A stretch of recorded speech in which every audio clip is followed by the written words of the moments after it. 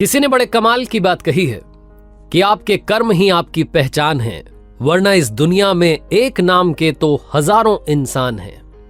Hi guys, मेरा नाम है आरजे कार्तिक और आपके लिए एक छोटी सी कहानी। ये कहानी एक जादूगर की, जो जादू दिखाने के लिए धीरे धीरे प्रसिद्ध होता जा रहा था। राज दरबार में बात पहुंची, राजा ने उसे जादू दिखाने के लिए बुलाया। जादूगर को लगा कि जिंदगी में सबसे बड़ी कमाई करने का अवसर आ चुका है।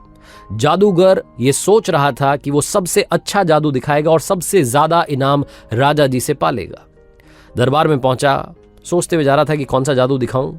जब वहां पहुंचा तो उसे लगा कि सारे जादू तो दिखा चुका हूं, आज कुछ नया करता हूं। तो जादूगर ने राजा का मुकुट ही गायब कर दिया और जैसे ही मुकुट गायब हुआ, दरबारी हंसने लगे। राजा साहब को यह अपनी तौहीन लगी। वो गुस्से में आ गए। उन्होंने कहा कि इस जादूगर को काल कोठरी में डाल दो और 7 दिन के बाद इसे मृत्यु दंड दिया जाएगा, फांसी की सजा दी जाएगी। जादूगर गया था जादू दिखाने के लिए, इनाम पाने के लिए, उसे कोठरी में डाल दिया गया। उसकी पत्नी को बात मालूम चली, रोती बिलखती पहुंची अपने पति से मिलने के लिए। जाकर के देखती है कि जादूगर मुस्कुरा रहा था। उसने कहा कि पागल पागल तो नहीं हो गए, 7 दिन के बाद में तुम ये दुनिया छोड़ के चले जाओगे और तुम मुस्कुरा रहे हो। जादूगर ने कहा कि चिंता क्यों करती हो, अभी 7 दिन का समय है, अभी मुस्कुराओ, खुश रहो, सब ठीक होगा। पत्नी को लगा कि पति पागल हो गया है, मौत को सामने देख करके बातें पागलों जैसी कर रहा है। वो चुपचाप वहां से चली गई। रोज उससे मिलने के लिए आती, वो रोज कहता कि 6 दिन बचे, 5 दिन बचे, 4 दिन। फाइनली फांसी का दिन आ गया। राजा घोड़े पर सवार होकर के उस जादूगर के पास पहुंचा आखिरी बार मिलने के लिए। और जब उसने देखा जादूगर ने कि राजा घोड़े पर आया, उसके दिमाग में एक आइडिया आया। जैसे ही राजा वहां आया तो जादूगर उदास हो गया, रोने का नाटक करने लगा। राजा ने कहा कि हाँ भाई, क्या हुआ? उस दिन तो मुकुट गायब कर रहा था, जादू दिखा रहा था, आज जब तेरे सामने फांसी है तो तुझे रोना आ रहा है। जादूगर ने कहा कि नहीं महाराज, मरने से नहीं डर रहा हूं, मरना तो सबको है।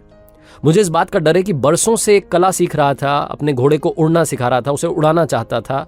वो काम बस 1 साल में पूरा होने वाला था। अब मैं वो कला अपने साथ ही लेकर के दुनिया छोड़ जाऊंगा, मुझे इस बात का अफसोस हो रहा है। राजा के मन में आया कि उड़ने वाला घोड़ा ये जादूगर तैयार कर रहा है। मान लो वो घोड़ा मेरे पास आ गया तो मैं बड़ा से बड़ा युद्ध जो है आसानी से जीत जाऊंगा, बड़े से बड़े युद्ध में बड़े से बड़े राजा को ऐसे ही हरा दूंगा। उड़ने वाला घोड़ा मेरे पास होना चाहिए।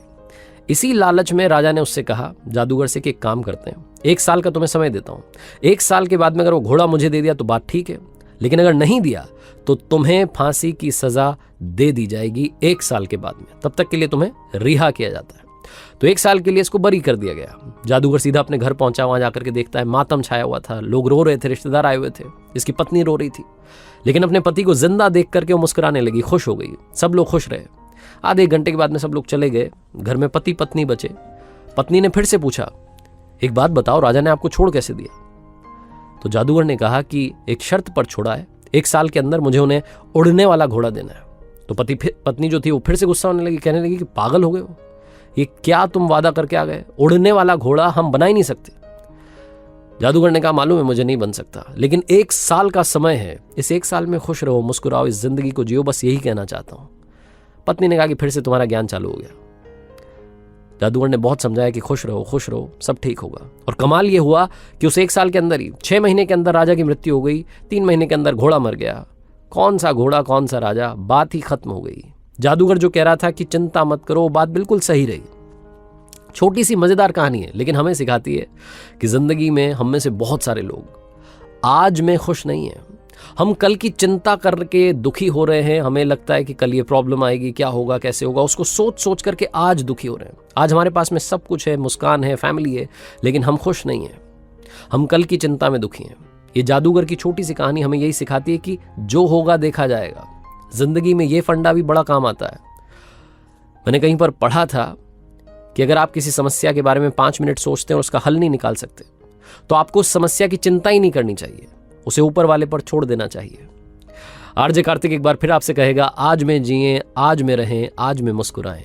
जो कल होगा वो आपके कर्म डिसाइड करेंगे। कर दिखाओ कुछ ऐसा कि दुनिया करना चाहे आपके जैसा।